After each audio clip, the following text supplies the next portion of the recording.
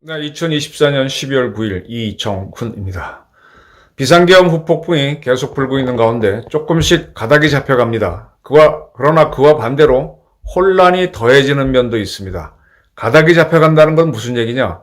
이재명 민주당 대표가 개헌을 하지 말고 현행 헌법으로 빨리 대통령 선거를 치르자라고 한 것이 정치적 가닥이 잡혀간다라는 저희 판단입니다. 그리고 추가되는 혼란, 사람을 헷갈리게 하는 게 있는데 이거는 무엇이냐? 여러 가지가 있는데 가장 대표적인 것은 세 개의 수사기관에서 내란 혐의로 윤석열 대통령을 수사하겠다라고 하는 겁니다. 경찰청은 수사권이 없기 때문에 국가수사본부에서 팀을 만들어서 내란 혐의로 윤석열과 그 세력을 조사하겠다. 그 다음에 검찰에서 고발을 받았기 때문에 내란 혐의로 수사본부를 만들어서 수사하겠다. 공수처는 그런 바는 아직 없는 것 같지만 이 건은 자기네가 수사해야 된다고 경찰과 검찰에 나한테 보내라 이런 요구를 하고 있습니다. 세 개의 수사기관이 윤석열 대통령 내란 혐의에 대한 수사를 한다고 하니까 점점 이게 복잡해지는구나 이런 판단이 드실 겁니다. 근데 이거는 수사할 수 있는 권한이 그렇게 익히기 때문에 그 기관들이 다툼을 하는 겁니다. 이거 자체가 이번 사건을 더 혼란하는 건 아니고요. 뭐 어떤 형태든 간에 정리는 되겠죠. 공수처가 할지, 경찰이 해서 검찰이 넘길지, 경찰은 아까 말한 대로 국수본입니다. 아니면 검찰이 발효할지 이건 정리가 될 것입니다. 또 하나 헷갈리는 것이 국방부에서 국군 통수권은 대통령에게 있다라고 한 말.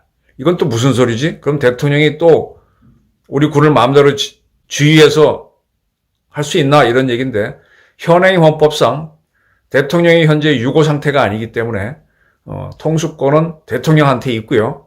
그 다음에 통수권뿐만 아니라 모든 국가 원수 또 행정부의 수반으로서의 권한도 대통령한테 있습니다. 근데 문제는 비상계엄을 선포했다가 철회하는 과정이 내란으로 고발이 되면서 거기에 대한 수사가 지금 세계기관에서 서로 하겠다고 하는 현상이 일어난 겁니다. 그리고 정치적으로는 윤 대통령의 뭐라고 하는 것들이 영이 안 서게 됐다라는 것. 이게 문제인 거죠. 그전에는 뭐라고 하게 되면은 뭐 움직였을 텐데 지금은 움직이지 않습니다. 그것이 큰 문제죠. 그 다음에 또 하나는 지금 이제 방첩사, 수방사, 그 다음에 특전사에 이어서 정보사령부도 계엄군으로 동원됐다라는 이야기가 나오고 있습니다. 정보사의 일단의 장교들이 중앙선거관리위원회로 가서 중앙선거관리위원회 서버를 촬영했다라는 게 확인되는 모양이에요. 그래서 상당히 여러 부대가 동원됐네라고 하는 와중에 우리 특전사 중에 특전사라고 하는 707 특수임무단 특임단 단장이 자기 이름과 얼굴을 공개하고 길거리 회견을 하면서 죄송하다. 우리는 김용현 전 국방부 장관에 이용당했다라고 주장을 하는 부분이 나왔습니다. 707 부대는요. 13579, 11, 13 이렇게 이제 홀수로 나가는 특수전 여단이 있었습니다. 원래 뭐 1특전, 3특전 해야 되는데 그냥 공수를 많이 붙여서 그러는데 1공수, 3공수, 5공수. 그리고 이제 별도로 특수전 사령부에 특수임무대라고 하는 대대급 부대를 만들었었는데 그거를 여단보단 작지만은 단으로 확장을 한 부대입니다. 이 부대는 특수임무대인데 일각에서는 북한으로 침투를 해서 김정은 목을 따는 부대로 알려져 있지만은 그 부대는 우리 아까 말한 13579 여단 중에 하나가 따로 지정되어 있습니다. 그거는 더 중요한 작전이기 때문에 규모가 큰 여단급 부대가 하고 이 특수임무단은 대한민국에서 일어나는 테러라든지 또는 뭐 특별작전 이런 데에 투입되는 부대입니다. 그럴 때 대테러 부대라고 보시면 제일 좋을 텐데 어쨌든 특수한 임무를 하기 위한 간첩하고 마지막 교전을 한다든지 할 때 투입될 수 있는 부대인데 그 부대장이 나와서 우리는 김영현 전 국방부 장관에게 이용당했다라고 얘기했습니다. 뭐 출동하고 나서 보니까 대한민국 국회였고 이미 상황이 끝난 상태에서 계엄군인 것도 좋은데 뭐 어떻게 할 수도 없고, 시민들은 막아섰고, 시민들을 향해서 총불을 겨눌 수도 없었고, 뭐 그런 상황에선 이런 얘기를 할 수가 있겠죠. 그리고 국방부에서는 무슨 얘기를 하는가 하면 대통령이 여전히 통수권자이지만 대통령이 계엄령 지시를 내리면 따르지 않겠다라고 밝혔습니다. 이거는 이제 대통령이 영이 안 서름을 증명한 거죠. 국방부 차관이 선언했습니다. 국방부 장관은 현재 뭐 파면돼 갖고 새로운 장관이 지명됐고 수사 대상자로 전락했기 때문에 지금은 비상계엄을 추가로 한다. 윤석열 대통령이 한다라는 건 매우 어려운 상황이죠. 법적으로는 권한이 있고 대한민국 군을 통수할 수 있지만 권위를 잃었기 때문에 아무것도 할 수가 없는 상황이 됐습니다. 이런 가운데 이재명 민주당 대표가 머리를 많이 썼겠죠. 아주 잡범 이재명 씨가 현행 헌법으로 차기 대통령 선거를 치르자라는 제의를 했습니다. 굉장히 머리를 많이 썼을 겁니다. 그 전까지만 해도 대통령 중임제 개헌을 하고 그 개헌을 하는 이유로 윤석열은 임기를 채우지 말고 물러나라. 그래야만 자기는 대법원 확정 판결이 나오기 전에 선거에 못 나오는 합법적으로 못 나오는 존재가 되기 전에 출마할 수 있기 때문에 그런 주장을 했었습니다. 대통령이 뭐 하야라든지 탄핵이라는 건 상상할 수도 없는 상황이었으니까요. 근데 지금 윤석열 대통령이 스스로 자살골을 넣는 바람에 기회를 잡으니까 개헌을 하자는 얘기는 집어넣어 버리고 빨리 대통령 선거를 하자라고 주장했습니다. 저는 앞에서 계속 윤 대통령이 이런 상황에서는 통치권을 행사할 수 없으니 빨리 하야를 하시고 지금 저자들이 계속 탄핵을 매주 발의하고 특검도 발의하고 그다음에 내란에 대한 걸 계속 압박을 넣어 쌍끌이로 넣습니다. 어떻게 보면 쌍끌이 특검까지 김건희 특검까지 나오면 또 내란 특검도 한다니까 뭐 삼끌이 사끌이로 몰아붙이는 상황에서 정쟁이 계속될수록 누가 유리할지 몰라요. 처음에는 기세승은 민주당이 올리겠지만 국민들이 지켜보면서 참 역겨운 당파 싸움이나 하는 놈들 이렇게 보면 또 변화는 있습니다. 근데 지금 여당에서는 추경호 원내대표가 사의를 표명했고 굉장히 확고한 의지를 드러내고 있습니다. 추대표도 상당히 지금은 의원들을 이끌어나가기 어려운 상황이죠. 김혜지 의원 같은 사람은 자기는 탄핵에 찬성한다라고 하고 김상욱 의원도 초선 의원들도 다시 한번 탄핵하겠다 이렇게 나오고 있으니 당을 통제할 수도 없고 각자 도생으로 가는 거니까. 그럼 이런 상태에서는 이거 혼란을 정리할 수가 없지 않습니까? 그럼 뭡니까? 고르디우스의 매듭을 잘라라. 제가 대한민국이 혼란에 빠졌을 때 윤 대통령이 고르디우스의 매듭을 자르듯 비상계엄을 선포했으니까 한번 일과에 다 잡아들이라 그랬는데 일과에 달아지기는 준비도 안 되는 걸 해갖고 오히려 자폭을 해버렸으니 그건 끝. 그리고 여당과 정부가 대혼란에 빠졌으니 이 혼란을 정리하는 거는 불가능에 가깝습니다. 그런데 지금 윤석열 대통령이 그대로 대통령직에 있고 통수권자로 있으면서 통수권 행사도 못하고 국가 원수로 있으면서 원수의 직도 수행 못하고 행정부의 수반으로 있으면서 행정부를 이끌어 나가지 못한다. 그러면 국가가 마비되죠.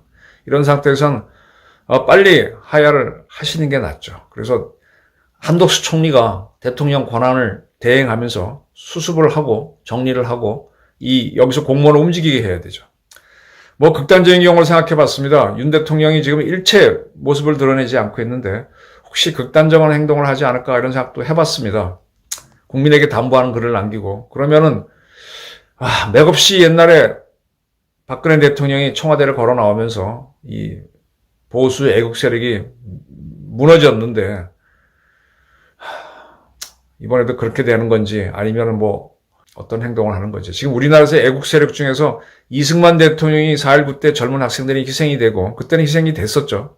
그런 걸 알려지니까 그러면 내가 하야를 하지 하고 하야를 하는 바람에 독재자라는 타이틀을 얻게 됐죠. 건국 대통령이란 그 위대한 업적이 있음에도 불구하고 그 미국을 움직여서 우리를 지켰다는 업적이 있음에도 불구하고 그리고 박정희의 딸인 줄 알았더니 나중에 보니까 유경수의 딸 정도 능력밖에 안 되는 박근혜 대통령 위기를 당하니까 우왕좌왕하다가 탄핵을 당하면서 스스로 나왔습니다. 그때도 아버지처럼 그런 최후를 맞았으면 보수가 좀 견뎌볼 텐데 그럴 기회가 없었죠. 그리고 문재인이라고 하는 시대의 인물이 나와가지고 이 주사파들이 완전히 대한민국에서 꿀을 빠는 세상을 만들고 북한이 만세를 부르는 세상.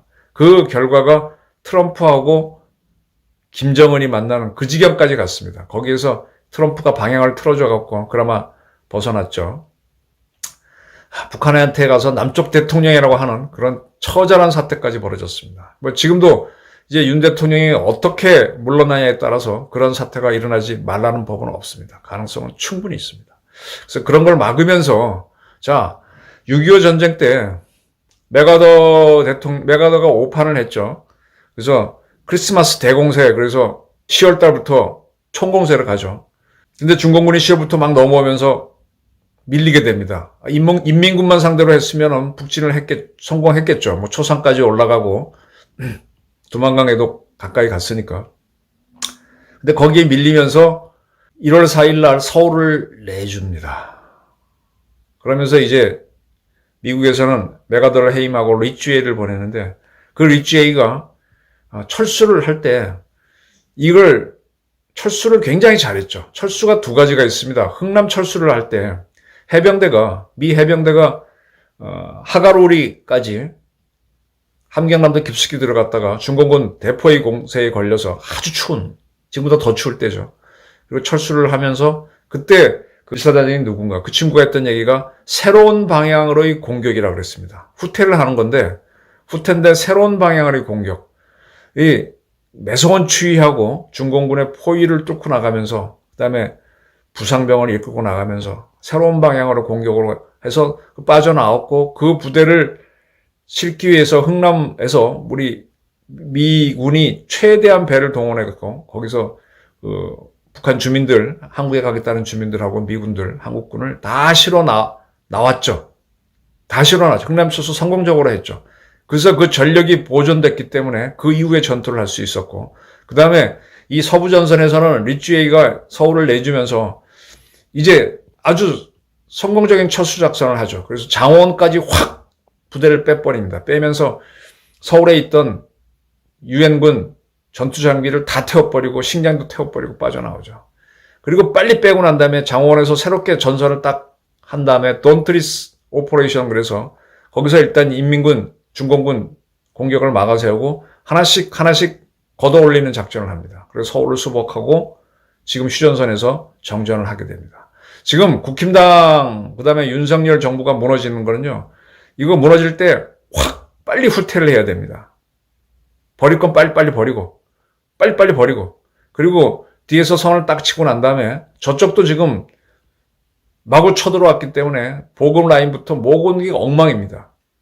이재명은 또 자기 꾀를 낸다고 조기에 총선하자, 개헌 없다라 그랬는데 그건 지 생각이고, 일단 전열을 정비해서 한덕수 중심으로 해가지고 개헌 논의를 하자라고 해서 이슈화하면서 시간을 끌 수도 있고, 뭐 필요하면 대선을 빨리 할 수도 있고, 그렇게 하는 동안에 여당이 숨을 좀 돌리겠죠. 또 정부도 돌아가겠죠. 군도 통수를 할 수 있을 거고, 그 대통령 권한대행이 군을 통수한다면 우리 군부는 얘기를 들을 수 있을 겁니다. 무리한 지시를 하지 않고, 그리고 북한이 도발을 한다 그러면 거기에 대해서는 당연히 하라.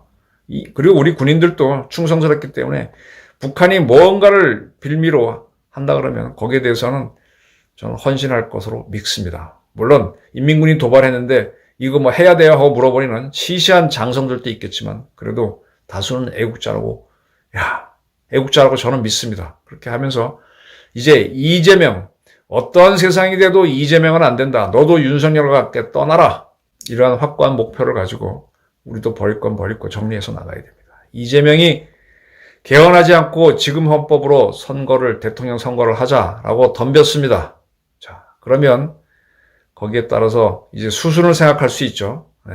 앞에서 말씀드린 대로 세 개의 수사기관이 내란을 수사하겠다고 덤비는 거, 통수권은 대통령한테 있는데 계엄령 다시 내리면 따르지 않겠다. 그런 혼란된 정보에 휩싸이지 말고, 지금 뭐 온갖 TV에서 나와서 뭐 이건 뭘까 저건 뭘까 궁금한 거 푸는 식으로 가는데, 그거는 다 지연 말단적인 거고요. 큰 틀에서 이겨야 됩니다. 하나하나의 전투가 아니라 전쟁에서 이기려면은 지금 바로빨리 한덕수 총리 위주로 전열을 정비하고 행정부가 움직여야 되고 통수권이 가동돼야 되고, 그리고 윤석열은 버리는 카드입니다. 그게 내란 수사를 받던, 근데 뭐 수사 받아도 내란이 안 될 겁니다.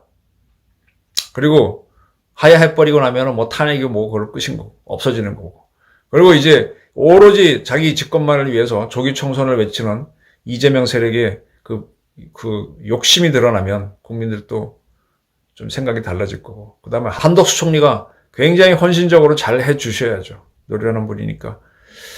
헌신적으로. 그게 이제 어떻게 보면은 마지막 기대일 수도 있는데, 거기서 멀어진다면은 할 수 없죠, 뭐. 좌파한테 정권을 주고. 극단적으로 말하면 이북의 김정은이가 대한민국을 통일하는 그런 상황까지 염두에 두시고, 그때쯤 되면은 다 게릴라 투쟁을 할 준비를 하셔야죠. 그런 상황을 허용하고 싶다면은 지금 어떻게 행동해야 되는지 잘 판단하셔야 될 겁니다. 저는 윤 대통령이 조기에 하야를 빨리 하시고 한덕수 총리 중심으로 체제를 정비하고, 그 다음에 개헌 얘기는 이재명이 삼켰으니까 그건 네 생각이고, 네, 그리고 보수 우파 진영에서 가장 좋은 방안을 검토해서 대응하면서 일단 정부를 수습해야 된다. 내란 부분에 대한 수사는 이루어지겠지만 그거는 내란으로 기소하기는 어려울 것이다. 기소해도 유죄는 안 나올 것이다. 네, 저는 이렇게 봅니다. 이재명이 나와주는 바람에 이재명을 제거할 수 있는 기회는 조금씩 열려가고 있다. 저희 판단입니다. 감사합니다.